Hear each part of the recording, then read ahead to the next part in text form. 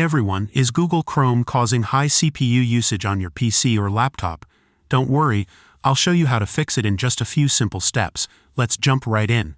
Open Google Chrome and click the three dots in the top right corner. Hover over More Tools and select Task Manager. Here, you'll see a list of processes using your CPU.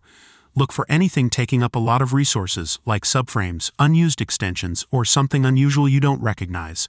Click on the process and hit End Process, for example. If an extension isn't in use, I recommend closing it here. Next, click the three dots again. Go to Extensions and select Manage Extensions. Remove or disable any extensions you don't use or suspect might be causing issues. This will help reduce CPU usage. Finally, click the three dots one more time, head over to Settings, and select About Chrome. Check if Chrome is up to date. If it's not, update it right away. This can fix performance issues. After these steps, your Chrome should run much smoother with less CPU usage. If this video helped, drop a like, subscribe for more tech tips, and leave a comment if you have any questions. Thanks for watching.